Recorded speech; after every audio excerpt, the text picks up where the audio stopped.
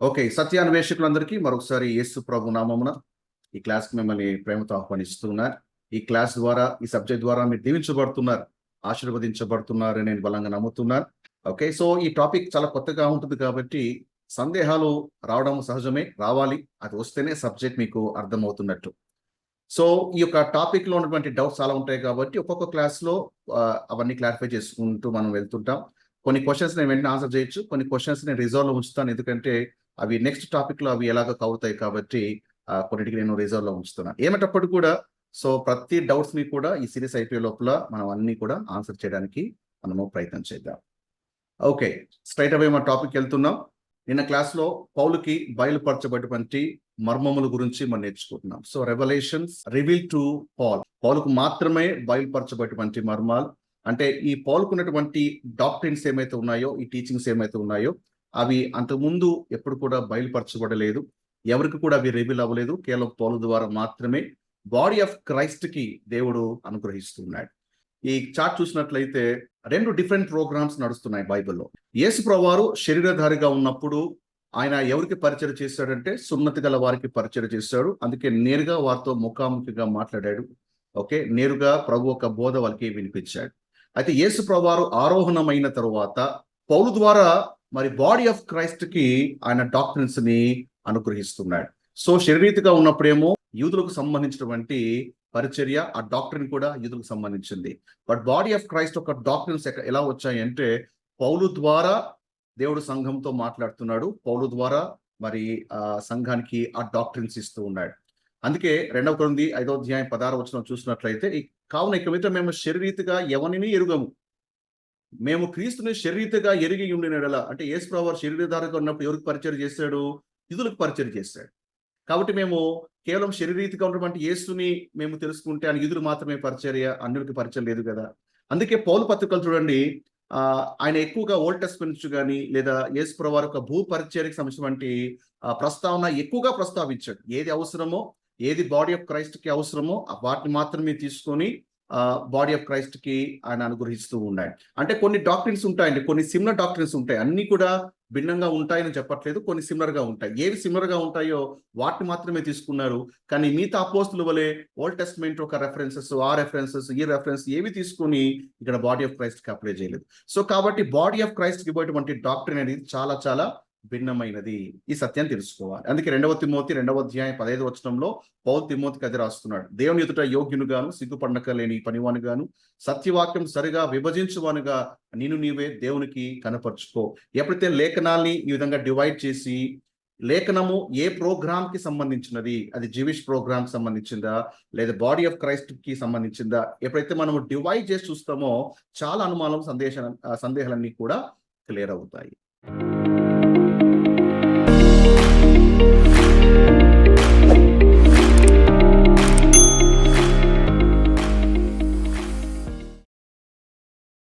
Okay, right. So పౌలుకి ఇవ్వబడినటువంటి మర్మములో మరొక ప్రాముఖ్యమైనటువంటి టాపిక్ ని మనం చూడబోతున్నాం ఈరోజు. రక్షణ, నీతి. ఓకే, వీటి గురించి మనము చూడబోతున్నాం. సో రక్షణ గురించి ఏంటి మనకు ఆల్రెడీ తెలుసు కదా, రక్షించబడ్డాం కదా, ఇది ఒక కాలం నుంచి వింటున్నాం కదా, కొత్తగా తెలుసుకునేది ఏంటి ఎటువంటి సందేహంలో కలగచ్చు. బట్ హోల్డ్ ఆన్, ఈరోజు ఈ రక్షణ గురించి అలాగే నీతి మనకు ఎలా ఇవ్వబడుతుంది, ఈ రెండు కూడా విశ్వాసిగా మనము సరిగా లేఖనాలు విభజించి చూడడం చాలా ప్రాముఖ్యం. ఇది సరిగా విభజించకపోవడం వల్ల లేఖనాల్ని, ఈ 2 టాపిక్స్ ని చాలా మంది అపార్థం చేసుకుంటున్నారు. సో ఈ టాపిక్ అంతా విన్న తర్వాత మనకు వేయబడినటువంటి ఫౌండేషన్ కరెక్టా కాదా అనేది ఒకసారి మనము పరిశీలన చేసుకోవాలి.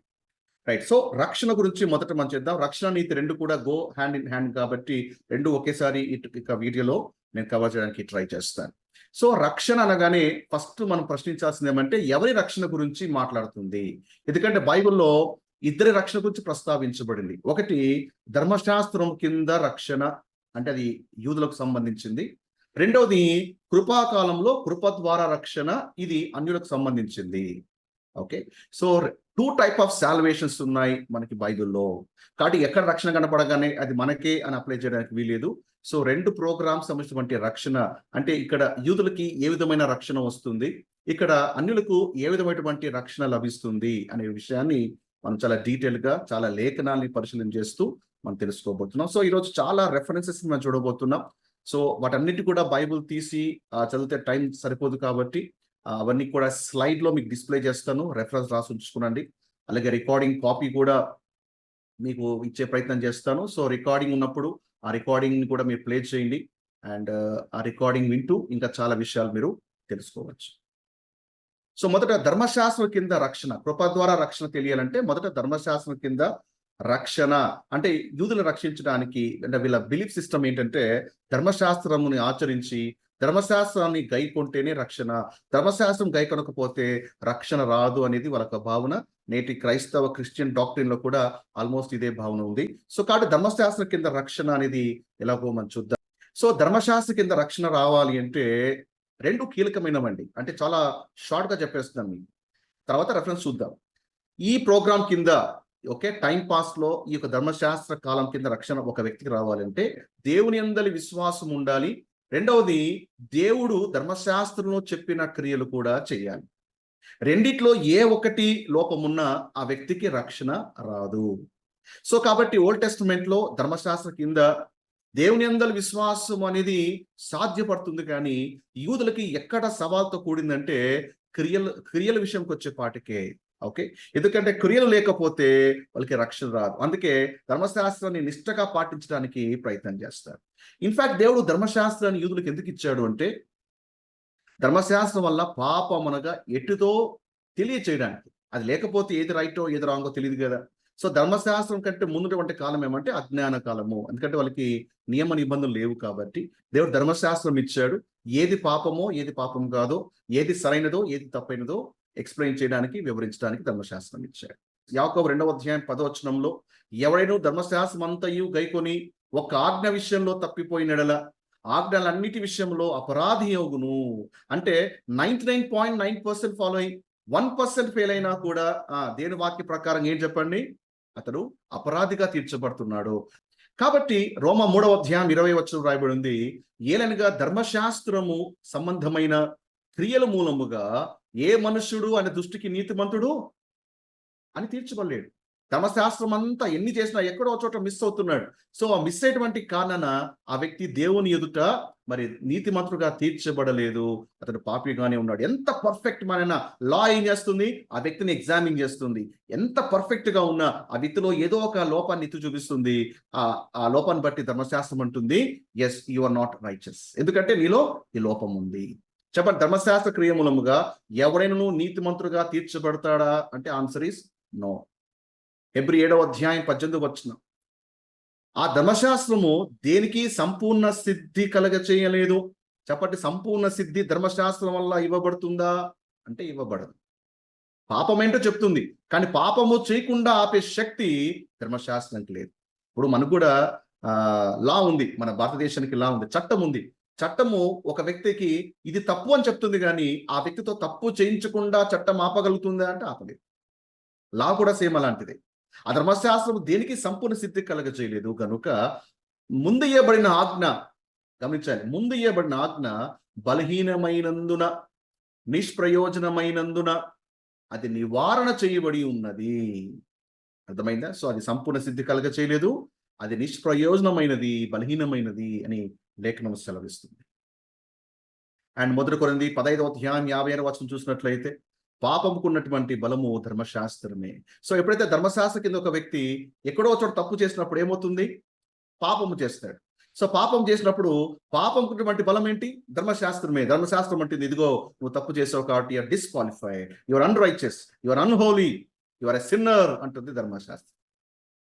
అర్థమైందా? సో ఈ ప్రోగ్రామ్ కింద మరి రెండు ఉండాలి, ఫెయిత్ ఉండాలి, వర్క్స్ ఉండాలి. వర్క్స్ వచ్చే విషయం వచ్చే పాటికే ఆ వ్యక్తి ధర్మశాస్త్రం ఎంత గైకొంటున్నప్పటికీ కూడా అతను 100% గైకొనలేకపోతున్నాడు. దేవునికి అదే కావాలి. ఎందుకంటే మానవుడు దేవుని మీద ఆధారపడాలి, రక్షణను ఎంబరేస్ చేయాలి అంటే. అర్థమైందా?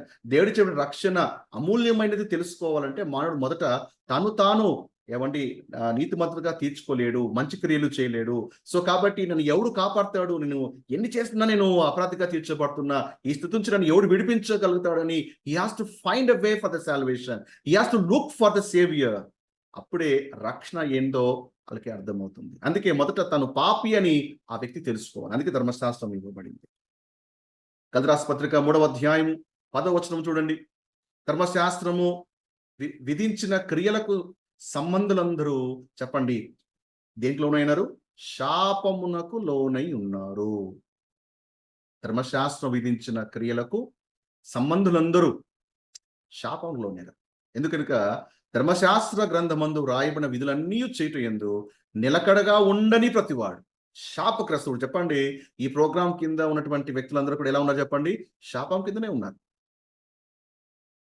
అండ్ పాత నిబంధన భక్తులు అంటున్నారు కదా, ఏమని చూడండి, యోబు 9వ అధ్యాయం 2వ వచనంలో యోబు అంటాడు, ప్రభువా నరుడు దేవుని దృష్టికి ఎట్లు నిర్దోషి అవుతాడు, ఎంత చేసినా నిర్దోషికి ఎలా నిలబడగలుగుతాడని యోబు అంటాడు.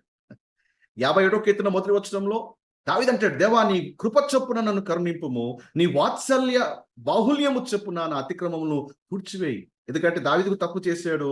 సో కాబట్టి ప్రభువా నా పట్ల నువ్వు తీర్పు తీర్చకయ్యా, నాకు నీ కృప కావాలి, నీ వాత్సల్యత కావాలి, it's only your grace that will save me అని దావీదు భక్తుడు కూడా కృప గురించే మాట్లాడుతున్నాడు.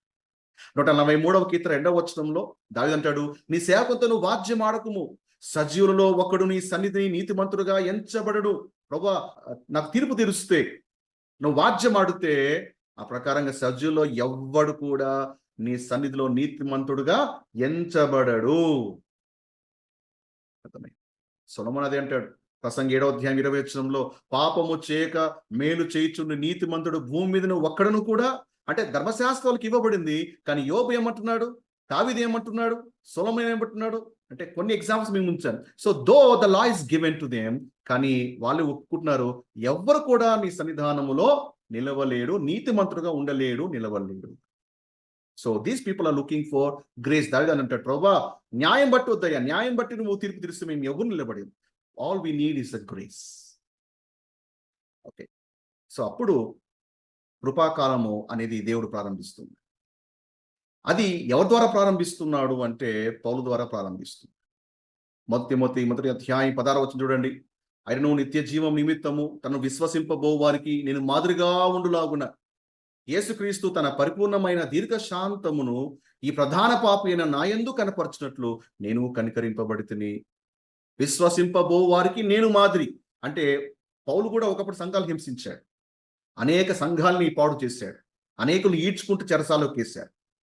అలాంటి పౌలు కూడా కృపచేత కనికరించబడ్డాడు. ఇక్కడ పౌలు అంటాడు, విశ్వసింపబో వారికి నేను మాదిరికరంగా ఉంటాను. అంటే క్రియలు లేకపోయినా దేవుడు నన్ను ఏ విధంగా అయితే కనుకరించాడు, కాపాడాడు, రక్షించాడు. సో విశ్వసింపబో వారికి నేను మాదిరికరంగా ఉన్నట్లుగా దేవుని ఏర్పరచుకున్నాడు. తన పరిపూర్ణమైన దీర్ఘశాంతం. ఇంకా దీర్ఘశాంతం అంటే ఏంటి? 2వ పేతురు 3వ అధ్యాయం 9వ వచనం రాయబడి ఉంది, మన ప్రభు యొక్క దీర్ఘశాంతము రక్షణార్థమైనది. సో ఇక్కడ దీర్ఘశాంతం అంటే ఏంటంటే రక్షణ. ఆ రక్షణ ఈ ప్రధాన పాపి అయిన నాయందు కనపరచినట్లు నేను కనికరించబడుతుంది. సో పౌలు ఎలా రక్షించబడ్డాడు? By grace, not by the లా.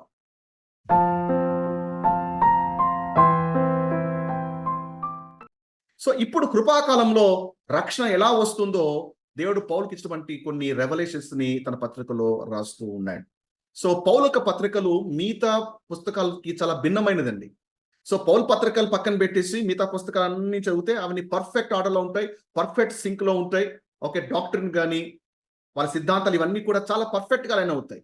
కానీ ఆ పుస్తకాలని పౌలు పత్రికలతో కంపేర్ చేస్తే రెండు కూడా చాలా భిన్నంగా కనపడతాయి. ఎప్పుడైనా గమనించారో? మీరు బాగా అబ్జర్వ్ చేయండి. పౌలు 13 పత్రికల్లో ఉన్న డాక్టరీన్ మిగతా పుస్తకాలకు చాలా భిన్నంగా ఉంటాయి. ఎందుకంటే ఈ 13 పత్రికల్లో ఉన్నది బాడీ ఆఫ్ క్రైస్ట్ ఒక డాక్టరీన్. ఈ డాక్టరీన్ అండ్ ఇజ్రాయెల్ ప్రోగ్రామ్ కి చాలా, వాళ్ళ డాక్టరీన్ కి చాలా భిన్నంగా ఉంటుంది. రైట్, పౌలు రక్షణ ఎలా వస్తుందో చెప్తున్నాడు, చాలా శ్రద్ధగా వినాలి. ఈ కృపాకాలంలో ఏంటంటే ఫెయిత్ అలోన్. ధర్మశాస్త్ర కాలంలో ఏంటి? విశ్వాసంతో పాటు క్రియలు కూడా ఉండాలి. కానీ కృపాకాలంలో దేవుడు అన్యుని లోనికి తీసుకొని వస్తున్నాడు.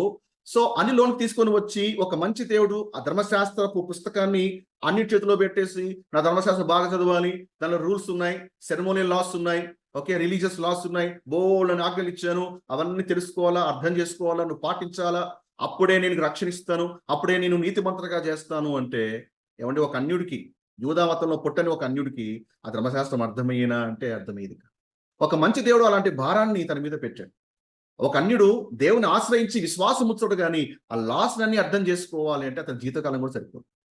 అందుకే మంచి దేవుడు ఏం చేశాడంటే ఈ కృపాకాలంలో ఫెయిత్ అలోన్ అంటే ఇక్కడ ఏంటి? క్రియలను దేవుడు తీసేశాడు. క్రియలతో నిమిత్తము లేకుండా ఒక అన్యుడు దేవుని యందు విశ్వాసం ఉంచినట్లయితే రక్షణ వస్తుంది అని దేవుడు స్పష్టంగా పౌలు ద్వారా తెలియజేస్తున్నాడు. అందుకే ఎఫెసీ 2వ అధ్యాయము 8-9 వచనాలు మీరు గమనించాలి. మీరు విశ్వాసము ద్వారా కృప చేతనే రక్షించబడి ఉన్నారు. ఇది మీ వల్ల కలిగినది కాదు, అది దేవుని వరమే. It's a gift. Old testament లో ఏంటి, జూయిష్ ప్రోగ్రామ్ ప్రకారంగా క్రియలు చేసి ఆ రక్షణను ఆర్జించాలి. కానీ ఇక్కడ కృపాకాలంలో రక్షణ ఒక వరం, అది దేవుడు గిఫ్ట్ గా ఇస్తున్నాడు. అది క్రియల వలన కలిగినది కాదు. ఈ మాట మీ బైబిల్లో అండర్లైన్ చేసుకోవాలి. కృపాకాలంలో రక్షణ క్రియల వల్ల వచ్చింది కాదు. కనుక ఎవడును అతిశయపడ వీలు లేదు. నేను ఇలా ఉన్నాను కాబట్టి నాకు రక్షణ వచ్చింది, నేను అది చేశాను, అంత మంచివాణి కాబట్టి, ఇంత మంచివాణి కాబట్టి క్రియలు బట్టి అతిశయించడానికి వీలు లేదు అని పౌలు ఇక్కడ స్పష్టంగా రాస్తున్నాడు. సో సాల్వేషన్ వితౌట్ వర్క్స్, ఆ మాట గమనించాలి. రోమా 3వ అధ్యాయము 28వ వచనం, కాగా ధర్మశాస్త్ర సంబంధమైన క్రియలు లేకుండా విశ్వాసము వలనే మనుషులు నీతిమంతులుగా, చెప్పండి, ఎలాగ నీతిమంతులుగా తీర్చబడుతున్నారు? ధర్మశాస్త్ర క్రియలతో కూడినదా? ధర్మశాస్త్ర సంబంధమైన క్రియలు లేకుండా కృపాకాలంలో ధర్మశాస్త్ర క్రియలు లేకుండా దేవుడు విశ్వాసము వలనే నీతిమంతులు. ఈరోజు ఎవరైనా ఎవరి వద్దకు వెళ్ళి, ఏమయ్యా నువ్వు నీతిమంతుడా అని ప్రశ్నిస్తే ఆ రక్షించబడిన వ్యక్తి ఏమనుకుంటాడంటే, నాలో చాలా లోపాలు ఉన్నాయి కాబట్టి నేను నీతిమంతుడు కాదని, అయ్యా నేను నీతిమంతుడు కాదండి అంటాడు. పైగా ప్రసంగులు ఏమంటారంటే, నీతిమంతుడు లేడు, ఒక్కడును లేడు. నీతిమంతుడు లేడా? అది ఓల్డ్ టెస్ట్మెంట్ కాన్సెప్ట్. అది రక్షించబడినాక దేవుడు రక్తంతో కడిగాక దేవుడు నీతిమంతుడుగా చేశాడు, నిన్ను నీతిమంతుడుగా పిలుస్తున్నాడు. ఎలాగా? విశ్వాసమును బట్టి, క్రియలు బట్టి కాదండి. మనమేమో నీతి స్థితిని క్రియలకి మ్యాచ్ చేస్తున్నాం. క్రియలు అటు ఇటు ఉన్నట్లయితే, బలీతలు ఉన్నట్లయితే నువ్వు నీతిమంతుడుగా. కానీ దేవుడు చెప్పాడు స్పష్టంగా, నేను క్రియలు కాదు, విశ్వాసును బట్టి నేను నీతిమంతుడుగా మారుస్తున్నా. చెప్పండి, ఓల్డ్ టెస్ట్మెంట్ ప్రోగ్రామ్ లో, జీవిష్ ప్రోగ్రామ్ లో ఆ యూదుల వద్దకు వెళ్ళి, ఏమండి క్రియలతో పని లేదండి, మీరు విశ్వాసం ఉంచితే చాలు మీకు రక్షణ వస్తుంది అని చెప్పగలుగుతామా? ఏది? ఆ ధర్మశాస్త్ర కాలం కింద. ఇప్పుడు కాట కాలం లేదు, ఇప్పుడు టైం పాస్ ధర్మశాస్త్ర కాలం కాదు, ఇప్పుడు కృపాకాలమే. ఇప్పుడున్న యూదులు రక్షణకు రావాలంటే నేను ధర్మశాస్త్రమే ఫాలో అవుతా అంటే రాదు రక్షణ. ఇప్పుడు ఏ ప్రోగ్రామ్ ఇది? ఇప్పుడు కృపా ప్రోగ్రామ్, గ్రేస్ ప్రోగ్రామ్ ఇది. ఎంతటి యూదురైనా ఇప్పుడు మన వల్ల యేసును అంగీకరిస్తేనే రక్షణ వస్తుంది. బట్ ఆ డేస్లోకి వెళ్ళి ఊహించుకోండి, ఆ డేస్లోకి వెళ్ళి ఈ పౌలు చెప్పేటువంటి స్టేట్మెంట్ వాళ్ళకి చెప్పగలిగితే వాళ్ళు వింటారా? పిచ్చి మాటను కొట్టేస్తారు. సో దిస్ రెవల్యూషన్ ఏమైతే ఉందో పౌలుకి ఇచ్చిన దేవుడు, అది only for body of Christ మాత్రమే అప్లై అవుతుంది. అంటే క్రియలు లేకుండా నీతిమంతులుగా దేవుడు చేస్తాడా? ఎస్. ఇంకొక వచనాలు చూపిస్తాను, కొన్ని ఎగ్జాంపుల్స్ మీకు చూపిస్తాను. ఎందుకంటే బోల్డ్ అన్ని రెఫరెన్స్ మనకు బైబిల్లో కనిపిస్తుంది.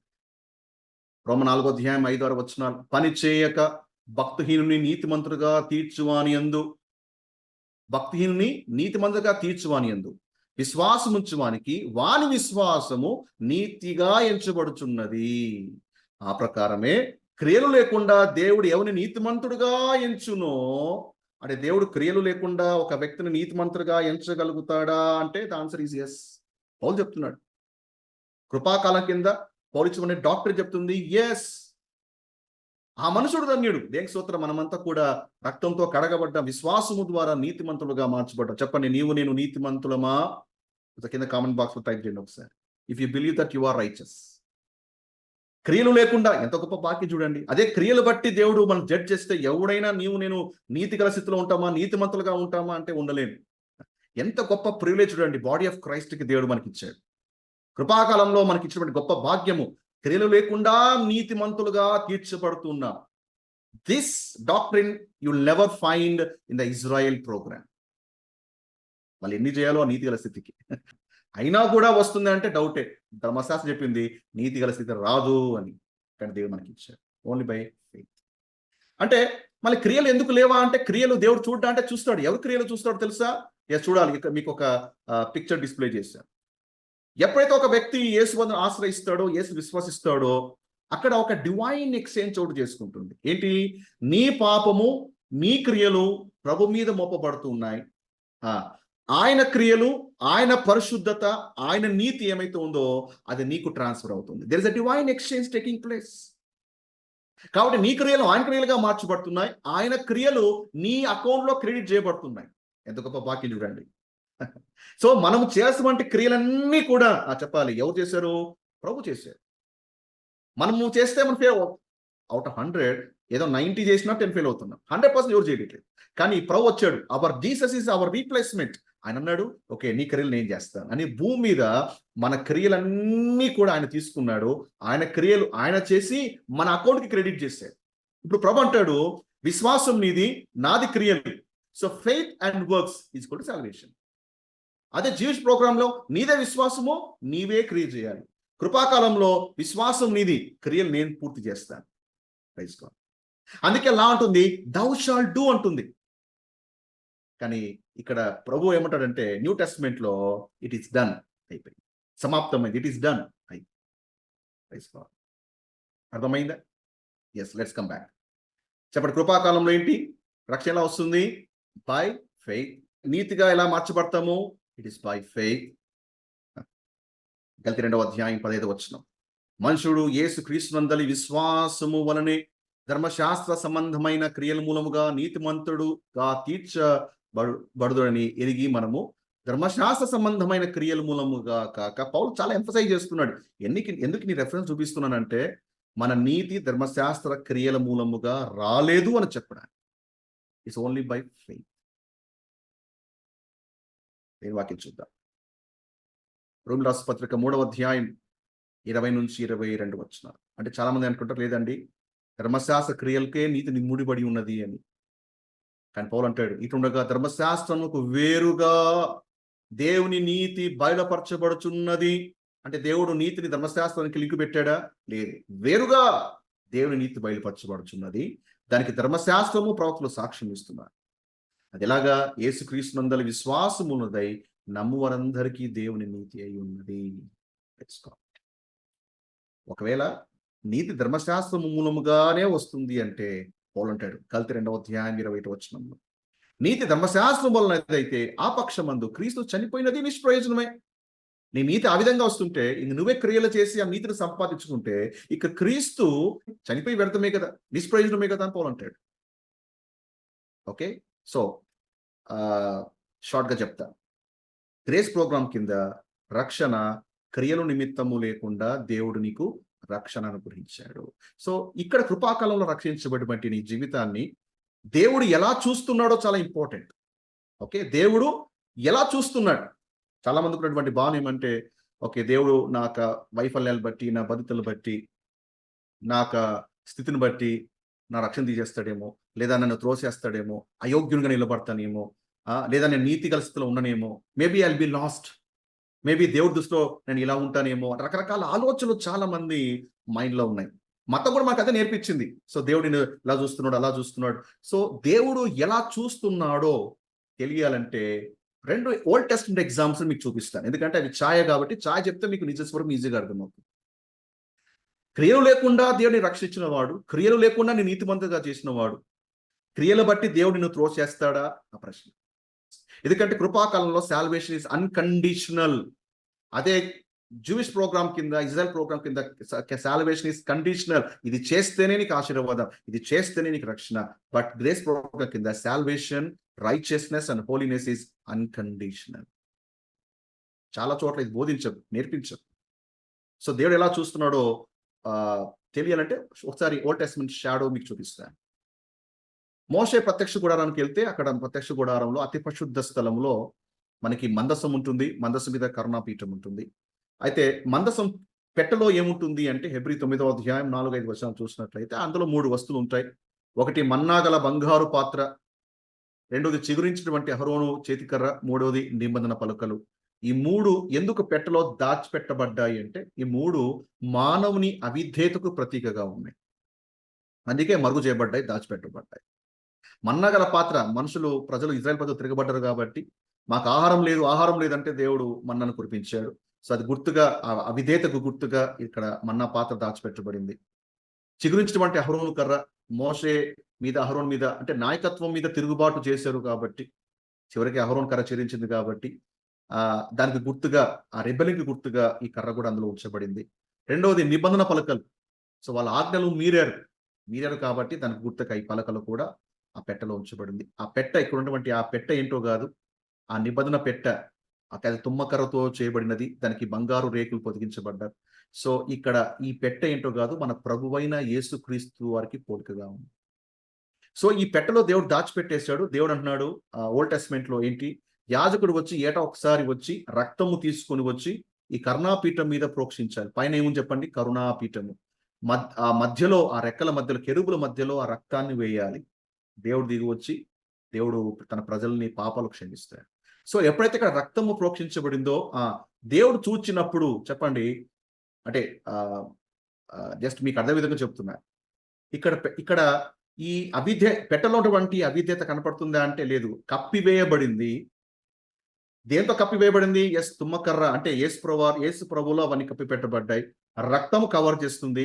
పైనుండి తండ్రి అయిన దేవుడు చూస్తున్నప్పుడు రక్తాన్ని చూస్తున్నాడు కానీ లోపల ఉన్నటువంటి తిరుగుబాటు అవిధేయతను కాదు.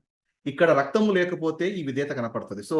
సో ఇక్కడ వీళ్ళ అవిధేయతను కప్పినది ఏమంటే అక్కడ రక్తము. So God sees you through the blood.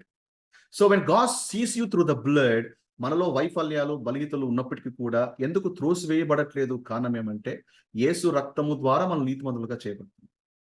యేసు రక్తము ద్వారా మనము పరిశుద్ధులుగా మార్చబడతాం. His blood is covering us. That's how God sees you now. ఈ ప్రెజెంట్ పేజ్ లో దేవుడు నిన్ను ఆ విధంగా చూస్తున్నాడు. కొలస్సీ 3వ అధ్యాయం 3వ వచనం, ఏ విధంగా అయితే ఈ 3 వస్తువులు నిబంధన మందస్సంలో దాచిపెట్టబడ్డాయో పౌలు అదే రాస్తున్నాడు. మీ జీవము క్రీస్తుతో కూడా దేవుని యందు దాచబడి ఉన్నది. Your life is hidden in Christ. So నువ్వు కప్పబేయబడ్డావు. ఎవరిలో? క్రీస్తులో నువ్వు కవర్ చేయబడ్డావు. నువ్వు యేసుని విశ్వాసం ఉంచడం ద్వారా దేవుని కార్యం ఈ విధంగా ఉంటుంది. రెండవ పర్ఫెక్ట్ ఎగ్జాంపుల్ ఏంటంటే నిర్గమకాండం 12వ అధ్యాయము 23వ వచనం చూసినట్లయితే మనకి పస్కా బలి పశువుని గొర్రెపిల్లని అర్పించమని దేవుడు చెప్తాడు. వాళ్ళ ద్వారబంధాల మీద పూస్తారు. దేవుని వాక్యం చూడండి.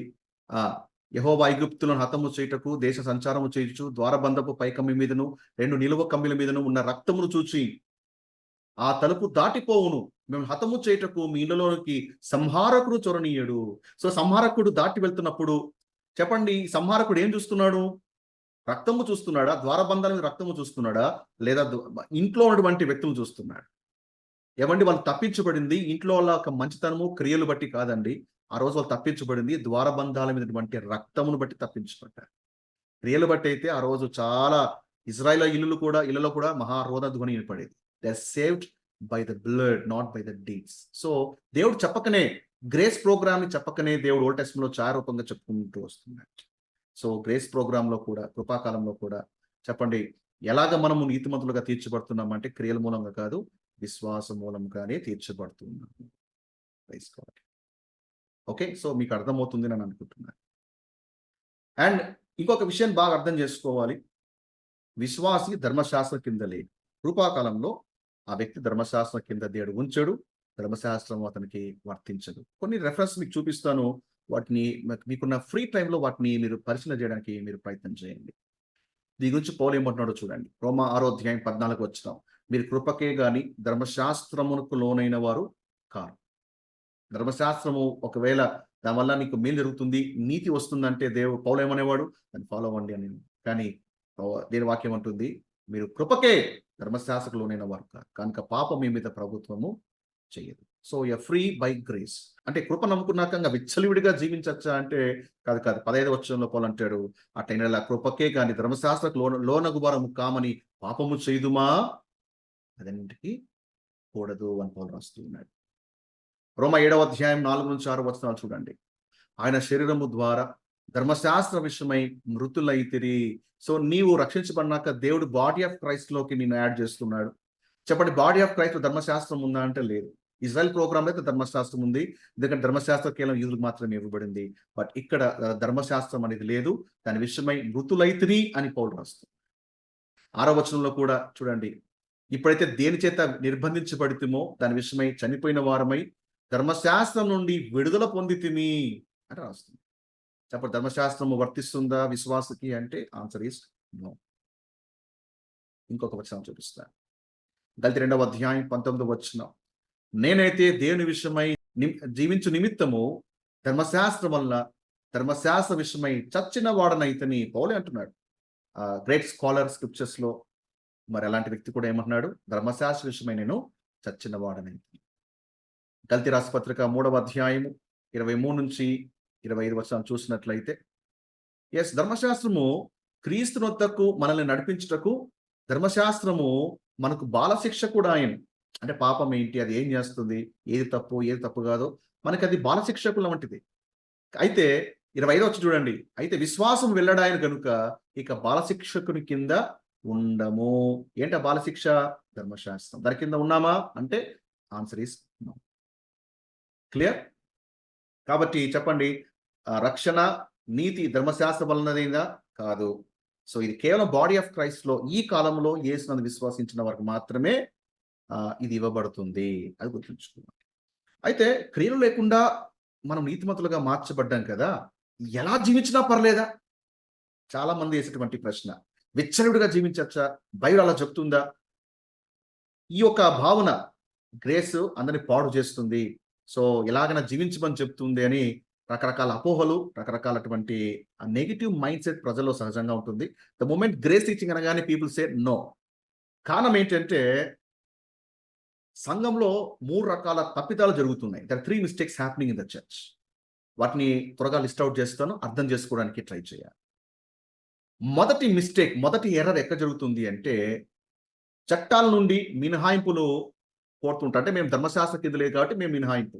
మాకు అవి రూల్స్ వర్తించవు. ఆ రెగ్యులేషన్స్ వర్తించవు. కాబట్టి మేము ఎలా ఉన్నా పర్లేదు. ఇలాంటి భావన ఏమంటారంటే యాంటీ నొమైనిజం అంటారు. అంటే చట్టాల నుంచి మేము మినహాయించబడ్డాం. వి ఆర్ ఫ్రీ అని అర్థం. ఫ్రీ బర్డ్స్ లాగా మీ ఇష్టానుసారంగా బిహేవ్ చేస్తుంటారు. వీళ్ళ గురించి కూడా పౌలు రాస్తాడు తన పత్రికల్లో. తీతు రాసిన పత్రిక మొదటి అధ్యాయం 16వ వచనంలో దేవుని ఎరుగుదుమని వారు చెప్పుకొందురు గాని అసహ్యులను, అవిధేయులను, ప్రతి సత్కార్యము విషయమై భ్రష్టులై ఉండి తమ క్రియల వల్ల ఆయనను ఎరగమన్నట్టున్నారు. మాకు తెలుసండి దేవుడు మా పట్ల ఏ కార్యం చేశాడో మాకు తెలుసు అని అంటారు గాని అసహ్యులుగా ఉన్నారు, అవిధేయులు, లోబడరు, భ్రష్టులై ఉన్నారు. క్రియలు చూస్తే అసలు వీళ్ళకి ప్రభు తెలుసా అన్నట్టుగా బిహేవ్ చేస్తుంది. ఇంకొంతమంది ఉన్నారండి. యూదా రాసిన పత్రిక 4వ అధ్యాయంలో రాయబడింది వీళ్ళ గురించి. వారు భక్తిహీనులై మన దేవుని కృపను కామాతృత్వమునకు దుర్వినియోగపరచుచు. అంటే వీళ్ళు ఏం చేస్తున్నారు? గ్రేస్ ని అబ్యూజ్ చేస్తున్నారు. గ్రేస్ ని వ్యర్థపరుస్తున్నారు, దుర్వినియోగపరుస్తున్నారు. దేవుడు ఇచ్చినటువంటి గ్రేస్ ని వీళ్ళు పూర్తిగా అర్థం చేసుకోవట్లేదు. ఎవరైతే కృపను అర్థము చేసుకున్నారో నిజంగా ఆ వ్యక్తిలో ట్రాన్స్ఫర్మేషన్ కనపడుతుంది. తక్కిన వాళ్ళు ఏంటంటే for them grace is only ఏంటంటే ఇంటలెక్చువల్ నాలెడ్జ్. నిజంగా కృప ఏంటో వాళ్ళకి తెలియదు. వాడు ఉరికొంబానికి వెళ్ళి ఆఖరి నిమిషంలో ఏమంటే ప్రభుత్వం అతనికి క్షమాభిక్ష ప్రసాదిస్తే జీవితంలో మళ్ళా తప్పు చేయడు. ఎందుకంటే ఆ మరణశిక్ష వరకు వెళ్ళాడు. దానికి కాన్సిక్వెన్స్ అతనికి తెలుసు కాబట్టి జీవితం కోసం తప్పు చేయడు. అటువైనా grace is not a licence to sin. Grace అనేది పాపము చేయమని విచ్చలవిడికి ఇచ్చే లైసెన్స్ కాదండి. So grace is a transformation. ఒక వ్యక్తిని పూర్తిగా మార్చేస్తుంది. న్యూ టెస్ట్మెంట్ లో యేసు వద్దకు వచ్చినటువంటి ప్రతి వ్యక్తిని చూడండి, యేసుని దర్శించిన తర్వాత వాళ్ళ జీవితాలు పూర్తిగా మార్చివేయబడుతుంది. రైట్. సో ఈ మొదటి ఎర్రర్ జరుగుతుంది అనమాట. అంటే వీళ్ళు ఏంటంటే ఈ గ్రూప్ అంతా కూడా ఏంటంటే ఇష్టానుసారంగా జీవించేస్తుంటారు. ఎందుకంటే దేవుడు మా కృపలో రక్షించేశాడు కదా అని. ఇది ఒక డ్యామేజ్, ఒక ఎర్రర్ అది. అయితే పౌలు ఏమంటున్నాడు దీని గురించి? అంటే ఎలాగైనా బతకచ్చా? పౌలు ఏమన్నాడు? క్రియలు లేకుండా రక్షణ అన్నాడు కదా, మరి ఏంటి, మరి ఎలాగైనా బతకచ్చా అంటే ఎస్, పౌలుని అడుగుదాం. ఎఫెసీ 2వ అధ్యాయం 8-9 వచనాలు చూడండి. అంటే 8-9 వచనాల్లో ఇది విశ్వాసం వల్ల కలిగినది, ఓకే, కృప వల్ల కలిగింది, ఇది మీ వల్ల కాదని చెప్పినప్పటికీ 10వ వచనంలో అంటాడు, మరియు వాటి యందు మనము నడుచుకున్న వాళ్ళని దేవుడు ముందుగా సిద్ధపరిచిన సత్క్రియలు చేయుటకై. ఎందుకు దేన్ని రక్షించాడు అంటే దుష్టక్రియలు చేయమనా? కాదు, నీ జీవితంలో కొన్ని మంచి క్రియలు చేయడానికి దేవుడిని ఏర్పాటు చేసుకున్నాడు. సో 8-9 వచనంలో salvation by grace and faith రాసినటువంటి పౌలు 10వ వచనంలో వెంటనే అంటున్నాడు, ఎందుకు అంటే సత్క్రియలు చేయడానికి, ఒక మంచి క్రియలు చేయడానికి. తీతు రాసిన పత్రిక 2వ అధ్యాయం 11-15 వచనాలు చూడండి. ఇలాగా సమస్త మనుషులకు రక్షణకరమైన దేవుని కృప ప్రత్యక్షమై రాయబడి, చూడండి 13వ వచనంలో అంటే 12వ వచనంలో మనము భక్తిహీనతను, ఇహలోక సంబంధమైన దురాశలను, శుభప్రదమైన నిరీక్ష నిమిత్తము అనగా మహాదేవుడు మన రక్షకుడిని యేసుక్రీస్తు మహిమ యొక్క ప్రత్యక్ష కొరకు ఎదురు చూచుచు ఈ లోకంలో స్వస్థ బుద్ధితోను, నీతితోను, భక్తితోను బ్రతకవలెను. పౌలు చెప్పాడు విచ్చలవిడిగా జీవించమని? నో. 14వ వచనం, ఆయన సమస్తమైన దుర్నీతి నుండి మనల్ని విమోచించాడు. ఎందుకు? సత్క్రియలందు ఆసక్తి గల ప్రజలను తన కోసము పవిత్రపరుచుకున్నాడు. తన సొత్తుగా చేసుకొటకు తను తాను మనకు అర్పించుకున్నాడు. సత్క్రియలను ఆసక్తి గల ప్రజల్ని దేవుడు పవిత్రపరచు. అందుకే తిమోతితో అన్నాడు, తిమోతి వీటి గురించి బోధించు. నువ్వు కేవలము సాల్వేషన్ రైచియస్ బై గ్రేస్ గురించి చెప్పేసి క్రియల గురించి చెప్పకపోతే, అంటే ఈ గాడ్లీ లైఫ్ గురించి నువ్వు ఇది కూడా టీచ్ చేయకపోతే పీపుల్ ఈ గ్రేస్ టీచింగ్స్ ని అపార్థం చేసుకుంటారు. తిమోతి వీటి గురించి నువ్వు బోధించు, హెచ్చరించు, సంపూర్ణ అధికారముతో దుర్బోధను ఖండించు, నిన్నెవరిని తృణీకరించకుండా చూసుకో అని పౌలు తిమోతిని హెచ్చరిస్తూ ఉంటాడు. ఓకే, సో కాంటెక్స్ట్ మీకు అర్థమవుతుంది, సబ్జెక్ట్ మీకు అర్థమవుతుంది అని అనుకుంటున్నాను. సో సంఘంలో డ్యామేజ్ చేసేటువంటి మొదటి ఏంటిది, యాంటీ నొమైనిజం అనేది మేజర్ ఎర్రర్ ఈరోజు బాడీ ఆఫ్ క్రైస్ట్ లో. రెండోది ఇంకొంతమంది ఉన్నారండి, ఈ గ్రూప్ని సెర్మోనిలిజం అంటారు. యూదులకి చాలా రకరకాల ఆచార సంబంధమైనటువంటి ఆజ్ఞలు ఇవ్వబడ్డాయి. ముఖ్యంగా లేవియా కాండం చూస్తే వాళ్ళకి చాలా ఆచార సంబంధమైనటువంటి ఆజ్ఞలు ఇవ్వబడ్డాయి. సో కృపాకాలంలో ఉన్నటువంటి బిలీవర్స్ ఏమనుకుంటారంటే, ఆ లేవీలకు ఇచ్చినటువంటి ఆ సెరమోనియల్ లాస్ మనం కూడా ఫాలో అవ్వాలి. ఓకే, వాళ్ళకి ఇచ్చినటువంటి డాక్టర్ ఏమైతే ఉందో మనం కూడా ఫాలో అవ్వాలి అని ఇజ్రాయిల్ ప్లేస్ లో దేవుడు సంఘాన్ని పెట్టేశాడు. విధి విధానాలు మారలేదు.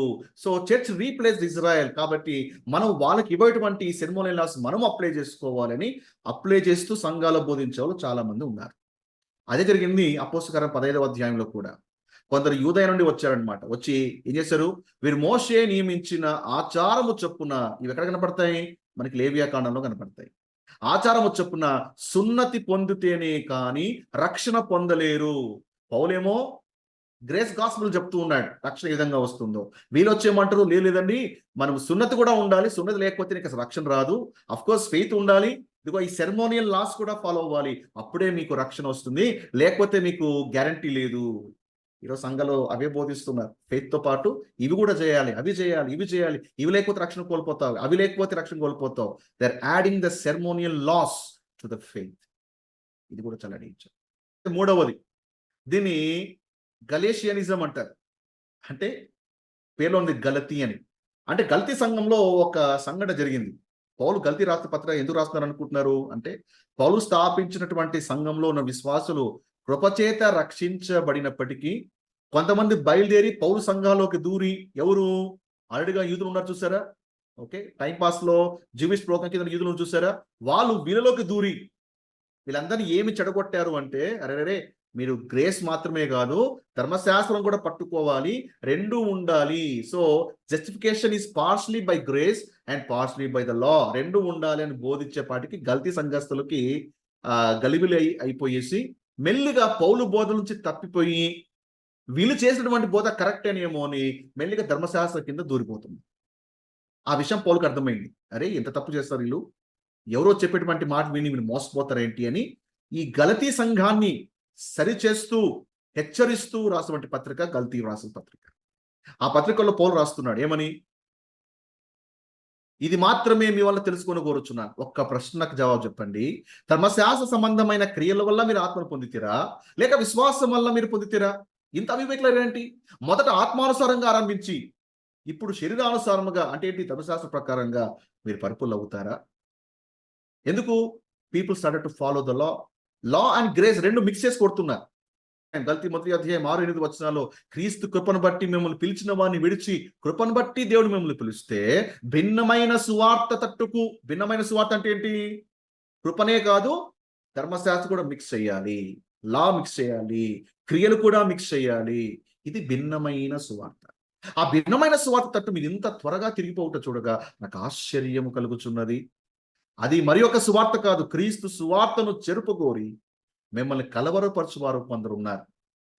మేము మీకు ప్రకటించిన సువార్త కాక మరి యొక్క సువార్త మేమైనను పరలోకం నుండి వచ్చిన ఒక దూతని మీకు ప్రకటించినలా శాపగ్రస్తులవుతారు. Don't mix the law and grace. గల్తీ సంఘం చేసిన మిస్టేక్ అదే, లాని కలిపారు అండ్ గ్రేస్ ని కూడా కలుపుతూ ఉన్నారు. రెండు కూడా, అంటే రెండు బ్యాలెన్స్ చేయాలండి, రెండు బ్యాలెన్స్ చేయాలి. గుర్తుంచుకోండి, లా అండ్ గ్రేస్ అనేది ఏంటంటే it's like oil and water. చెప్పండి, నూనె నీరు రెండు కలుస్తాయా అంటే కలవు. అలాగే లా అండ్ గ్రేస్ డజంట్ మిక్స్. ఈరోజు క్రైస్తవులు చాలా మంది ఇదే బోధ చేస్తుంటారు, ధర్మశాస్త్రం కింద నుండి ఆ బోధ చేస్తూ, ఒకవేళ ఇది లేకపోతే నువ్వు నరకానికి వెళ్ళిపోతావు, ఇలా చేస్తే నువ్వు ఇది చేస్తావు, ఇలా చేస్తే నువ్వు నాశమైపోతావు, లేదా నువ్వు you lose your salvation, guarantee లేదు నువ్వు స్వర్గానికి వస్తావు అని. అండ్ విశ్వాసం కూడా మీరు జనరల్గా అడగండి, ఏ విశ్వాసం అయినా సరే, చచ్చిపోతే నువ్వు నువ్వు మోక్షానికి వెళ్తావా, లేదా ప్రభు రాకడ వస్తే నువ్వు ప్రభుతో పాటు ఉంటావా అంటే ఆ వ్యక్తి కూడా డౌట్. బయటికి ఎస్ అని చెప్పినా కూడా ఏమో నా లోపల ఏవో క్రియలు బట్టి ఒకవేళ నేను నన్ను వదిలేస్తే, దేవుడు నన్ను ఒకేలా తీసుకోకపోతే, అంగీకరించకపోతే, ఇక చూడండి ఆ విశ్వాసి భయముతో జీవిస్తుంటాడు. అర్థమైంది? భయం. Because he don't have eternal security. గమనించండి, రక్షించబడినాక దేవుడు ఒక విశ్వాసికి నిత్యమైన భద్రతనిస్తున్నాడు.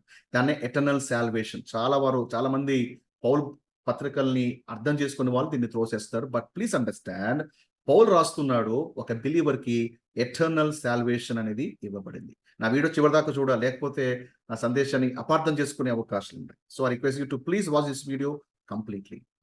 Okay, right. వీలైతే ఈ వచనాలు మీరు రాసి ఉంచుకోనండి. ఈ వచనాలు నేను చూపించేటువంటి ఈ వచనాలు ఏమంటాయంటే, salvation is guaranteed, heaven is guaranteed. Okay, ఇది నా మాట కాదు, దేవుడు పౌలు ద్వారా మీ బైబిల్ గ్రంథంలో దేవుడు ఇచ్చినటువంటి హామీలు. ఓకే, సో కాబట్టి లేఖనాలు పరిశీలన చేయండి. అందుకే మనకు కావాల్సింది ఏంటంటే, లేఖనాలు ఏం మాట్లాడుతున్నాయి అది ఇంపార్టెంట్. బోధకులు ఏం చెప్తారు కాదు, మీ బైబిల్లో ఉన్నటువంటి మీ వచనాలు మీతో ఏం మాట్లాడుతున్నాయి, ఇవి మీరు ప్రామాణికంగా తీసుకున్నారు. ఎఫెసీ 2వ అధ్యాయం 8-9 వచనాలు.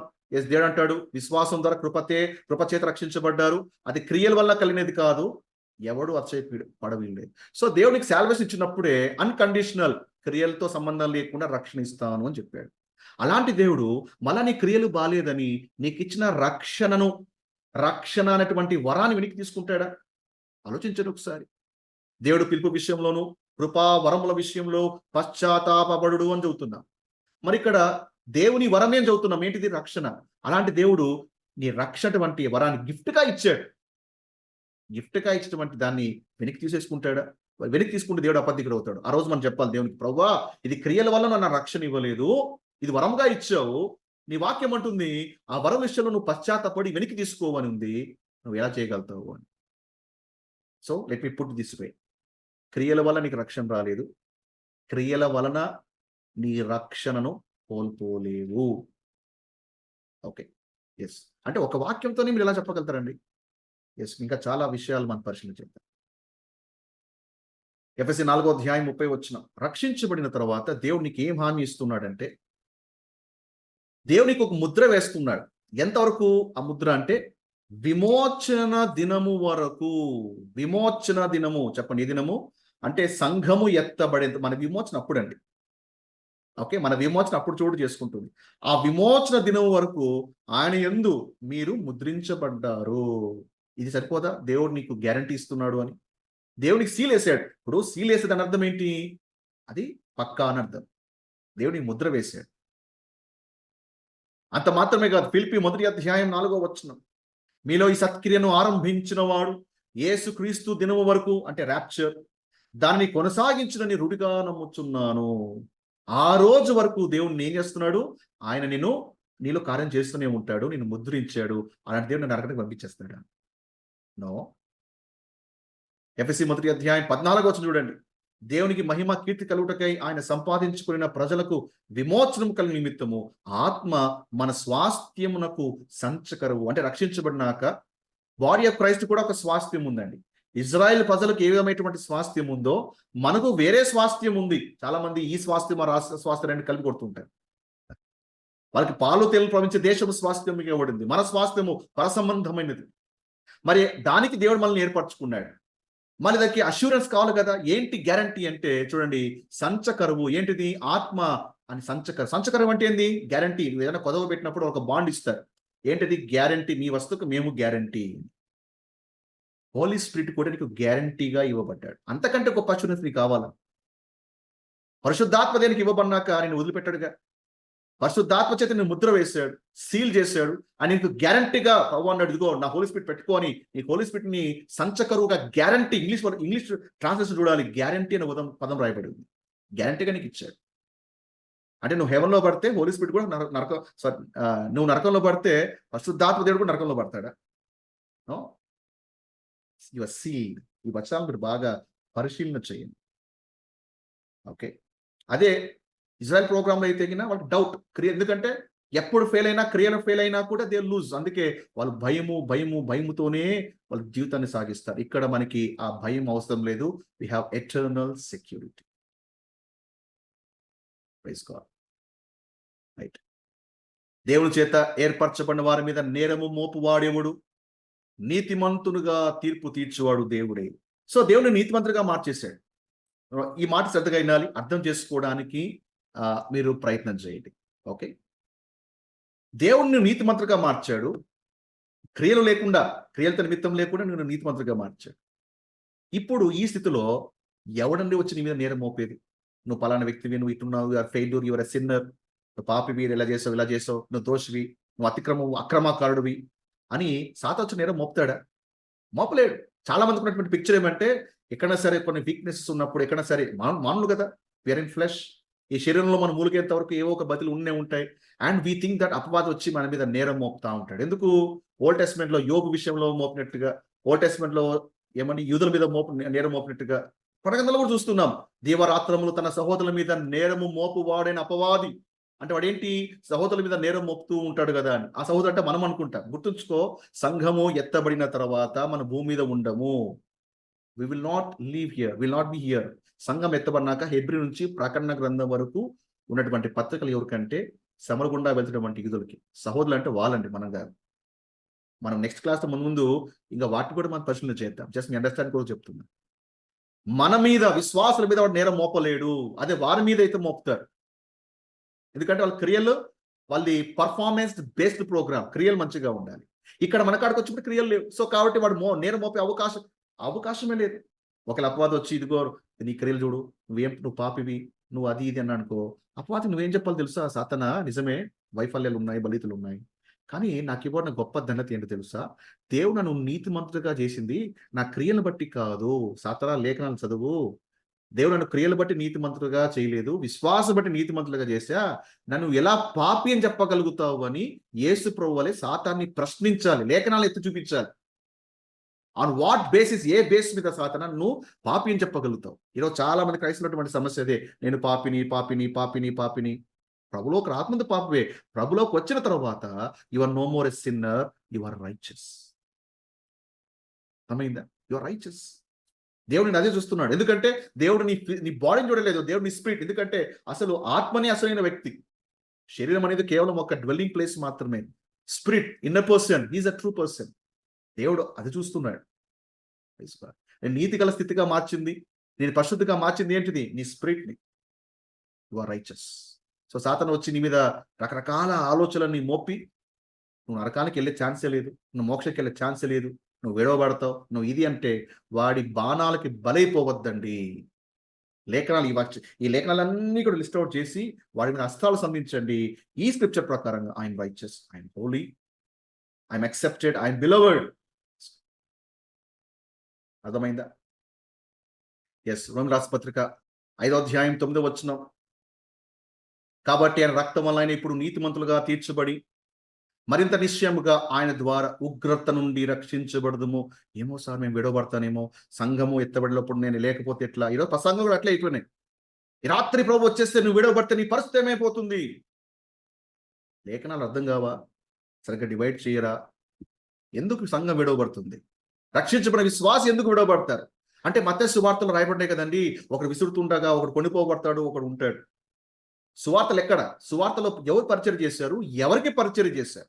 అవి తీసుకొచ్చి నువ్వు బాడీ ఆఫ్ క్రైస్ట్‌కి అప్లై చేస్తూ విడవబడతారు, ఎత్తబడతారు, ఈ కాన్సెప్ట్ మనకు అప్లై చేస్తే ఎలాగండి? ఏ విశ్వాసైనా రక్షించబడిన తర్వాత ఆ వ్యక్తి విడవబడడు, ఆ వ్యక్తి ముద్రించబడ్డాడు, ఎటర్నల్ సెక్యూరిటీని దేవుడు ఇచ్చాడు. ఇవి తెలుసుకుంటే ఎంత అష్యూరెన్స్ ఉంటుందండి, ఎంత కాన్ఫిడెన్స్ ఉంటుందండి కదా. మనము సంఘాలని, విశ్వాసుల్ని భయముతో కాదు కంట్రోల్ చేయాల్సింది. ధర్మశాస్త్రం అదే పని చేస్తుంది. భయముతో ప్రజల్ని కంట్రోల్ చేయడానికి ట్రై చేసింది. ఫలితంగా వాళ్ళు మారారంటే మారలేదు. గ్రేస్ ఏం చేస్తుందంటే నేను భయపెట్టదు. ఇక్కడ నీకు కంప్లీట్ కాన్ఫిడెన్స్ ఉంటుంది. Yes, you will not lose the salvation. మరి రక్షణ కోల్పోరన్నారు బండి, కానీ రక్షణ కోల్పోతాము అన్నట్టుగా బైబిల్లో కొన్ని వచనాలు ఉన్నాయి కదండి. మళ్ళీ వాటి పరిస్థితి ఏంటి? బోలెడన్ని వచనాలు ఉన్నాయండి.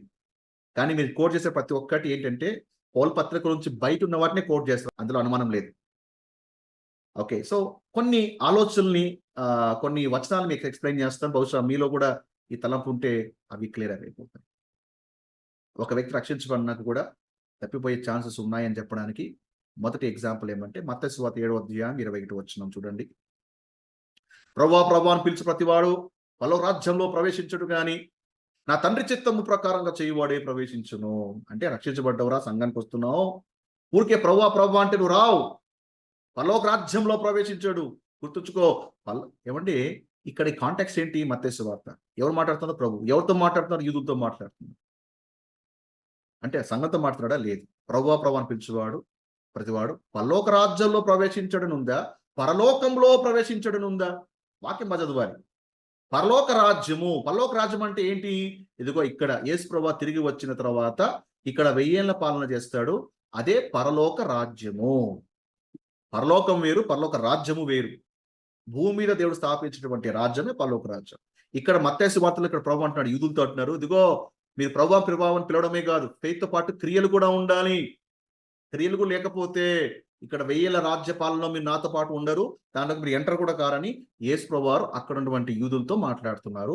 This doesn't apply for the body of Christ. Clear? ఇప్పుడు రెండవ క్వశ్చన్ చూద్దాం. హెబ్రీ 10వ అధ్యాయం 26వ వచనాన్ని కోట్ చేస్తారు. మనం సత్యం గురించి అనుభవ జ్ఞానము పొందిన తరువాత బుద్ధిపూర్వకంగా పాపము చేసిన ఎడల పాపలకు బలిక ఉండదు, కానీ న్యాయ తీర్పునకు భయముతో ఎదురు చూడాలి. విరోధులకు దహింపబోవు తీక్ష్ణమైన అగ్నియు ఇక ఉండును. అంటే దీన్ని తీసుకుని కూడా విశ్వాసులకు బెదిరిస్తారనమాట. ఇంత చేసినా కూడా ఇంకా నువ్వు బుద్ధిపూర్వకంగా పాపం చేస్తే ఇక నువ్వు నీ తీర్పే అన్నట్టుగా చెప్తుంటారు. గుర్తుంచుకోండి, హెబ్రీ రాసిన పత్రిక ఎప్పుడు ఎవరికి ఇక్కడ సంఘము ఎత్తబడిన తర్వాతనే హెబ్రీ పత్రిక నుంచి ప్రకటన వరకు ఉన్నటువంటి సంఘటనలు చోటు చేసుకుంటాయి. అప్పుడు సంఘం ఉండదు. ఆల్రెడీ దీని మీద కొన్ని వీడియోస్ చేశాను, నా యూట్యూబ్ ఛానల్లో ఉన్నాయి. హెబ్రీ పత్రిక క్రైస్తవులకా యూదులు కానీ అక్కడ క్లియర్గా చాలా విషయాలు పరిశీలన చేశాను. వీళ్ళనప్పుడు దాన్ని ఆ వీడియో వాచ్ చేస్తే మీకు అర్థమవుతుంది. సో హెబ్రీ పత్రిక పేరులోనే ఉంది, హెబ్రీయులకు రాసిన పత్రిక. హెబ్రీయులకు అంటే ఏంటి? యూదులకు అని అర్థం. ఓకే. సో ఎప్పుడైతే మళ్ళా మిడిల్ వాల్ కనపడుతుందో మనం ఏమనుకున్నాము? అక్కడ మళ్ళా ధర్మశాస్త్ర ప్రోగ్రామింగ్ అని అనుకున్నాం. ఓకే. ఇంకొంతమంది ఏం కోట్ చేస్తారంటే రక్షణ పొంద బానే ఉంది, అంతవరకు సహిస్తేనే రక్షించబడతావు, లేకపోతే లేదు, లాస్ట్ వరకు ఉండాలి అని. మత్తయి సువార్త 10:22లోను మత్తయి 24:13 ఇదే మాట రాయబడి ఉంది. నీ రక్షణ అంతవరకు సహిస్తేనే అని. కానీ ఇది ఏంటి అంటే ఇది యూదులకు సంబంధించింది. 7 ఏళ్ల శ్రమల గుండా వెళ్తున్నప్పుడు ఆ శ్రమలన్నీ కూడా తట్టుకొని, అంటే ఎన్నోసార్లు వస్తాయి, వాళ్ళు యేసు ప్రభువుని వదిలేయాలా, మెస్సయ్యను వదిలేయాలా, తమ మార్గాన్ని వదిలేయాలా, ముద్ర వేయించుకోకపోతే వాళ్ళకి ఆహారము రేషన్ ఏది ఉండదు. అన్ని శ్రమలు తట్టుకొని నిలబడితేనే అప్పుడు 1000 ఏళ్ల పాలన అతనికి రక్షణ. ఒకవేళ ముద్ర వేసుకున్నాడా, శ్రమ తట్టుకోలేక మధ్యలో ముద్ర ధరించాడా అంటే అతను రక్షణ కోల్పోయినట్టే. సో ఇది మన రక్షణకు సంబంధించింది కాదు. మన రక్షణకు సంబంధించింది పౌలు ఏమంటున్నాడు చూడండి, అంతవరకు ఉంటేనే రక్షణ అంటే కాదు. తీతు 3వ అధ్యాయము 5వ వచనం రాయబడి ఉంది. ఓకే, పరిశుద్ధాత్మ మనకు నూతన స్వభావం కలుగజేయుట ద్వారా మనను రక్షించెను. అంటే ప్రజెంట్ సాల్వేషన్, ప్రజెంట్. వాళ్ళ రక్షణ ఏంటి? ఫ్యూచర్. వాళ్ళ సాల్వేషన్ ఇస్ ఫ్యూచర్. మన సాల్వేషన్ ప్రజెంట్. ఏమండి, ఈరోజు విశ్వసిస్తే నా రక్షణ ఎప్పుడో వస్తుందా? ప్రభు వెంటనే రక్షణ. సో వాళ్ళ సాల్వేషన్ వేరు, మన సాల్వేషన్ వేరు.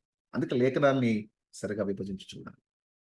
ఇంకొంతమంది హెబ్రీ 12వ అధ్యాయం 16 నుంచి 17 వచనంలో కూడా ఇవి కోట్ చేస్తుంటారు. ఇదిగో ఏశావులాగా ఉండొద్దు, ఏశావు తన జేసపు హక్కుని అమ్మేసుకున్నాక ఆ తర్వాత ఆశీర్వాదం పొందుకోరి కన్నీళ్లు విడిచినా కూడా, శ్రద్ధగా వెతికినా కూడా వెతికినను మారు మనసు పొందని అవకాశము దొరకక విసర్జించబడ్డాడు.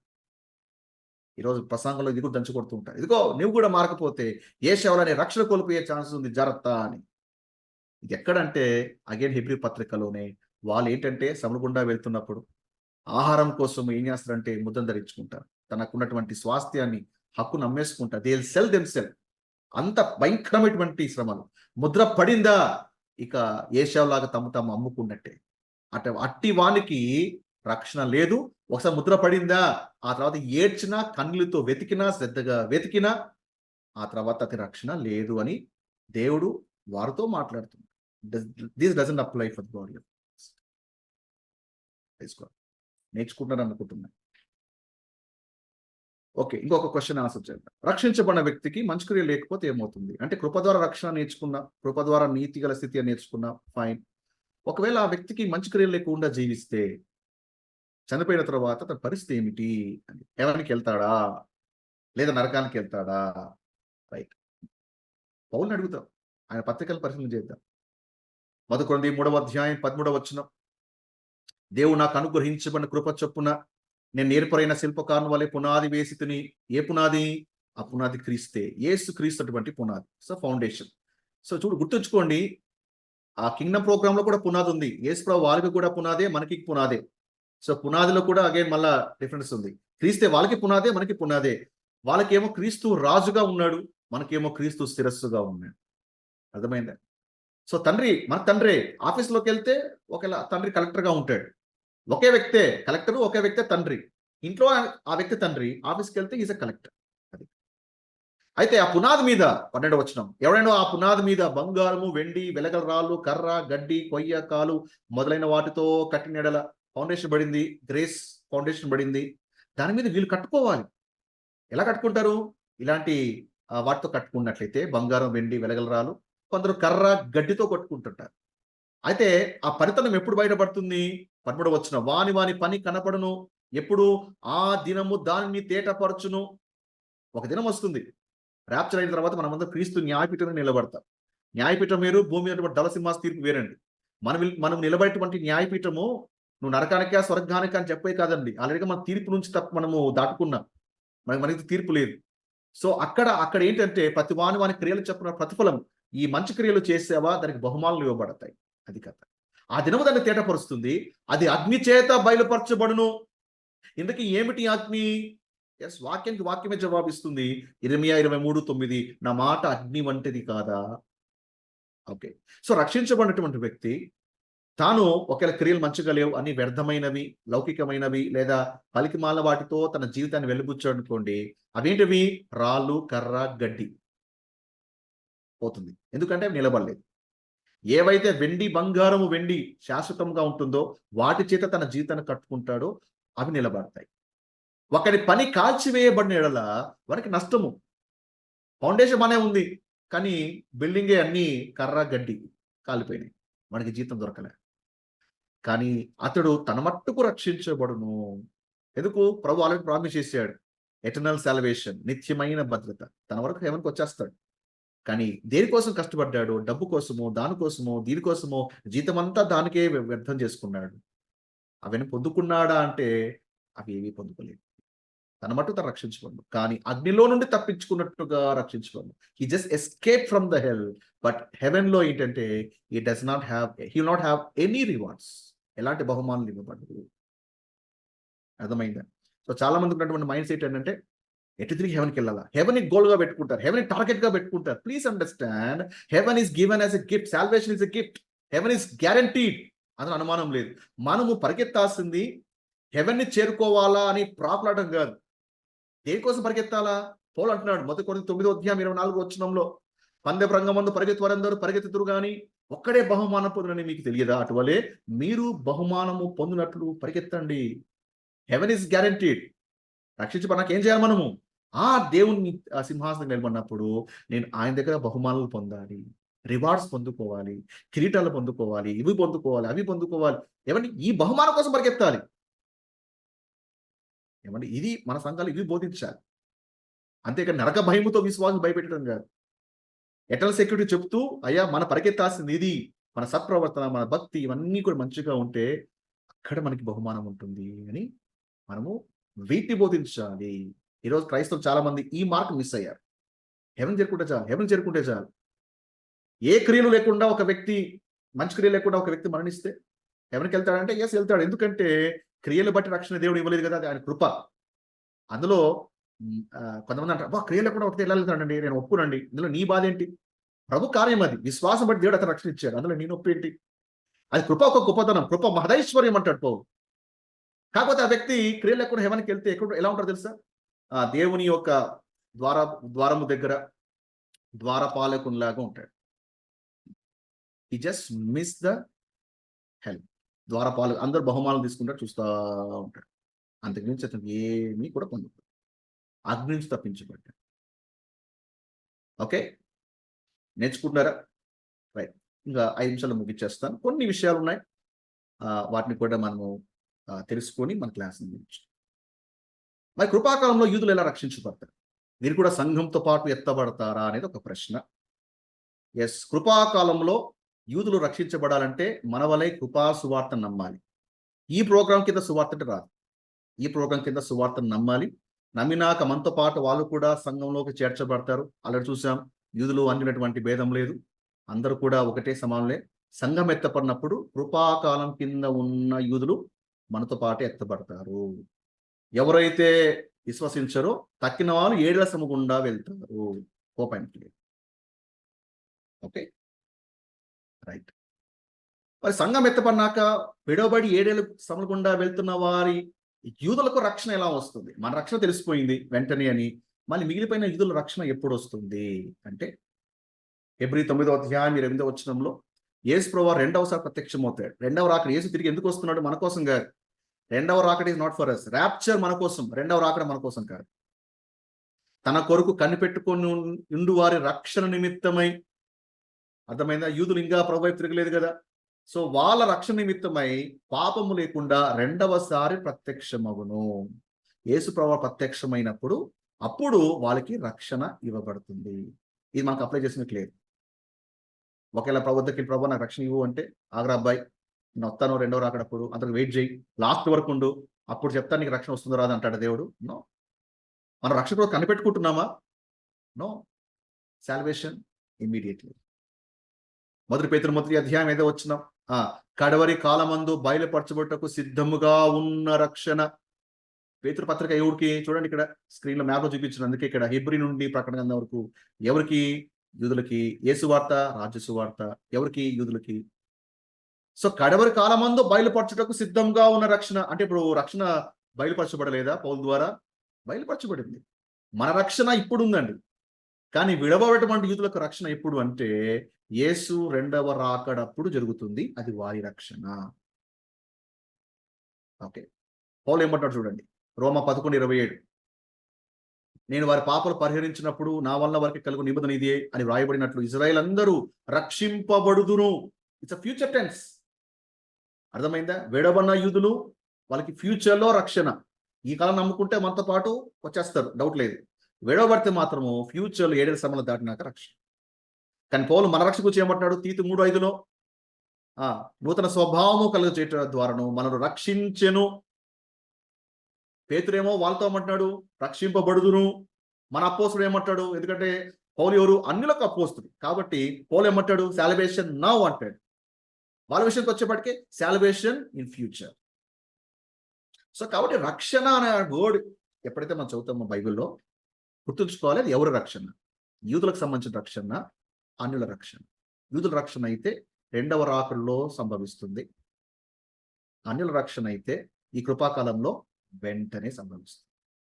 సో ఈ విధంగా మనము లేఖనాన్ని డివైడ్ చేసి చదవాలి. ఓకేనా?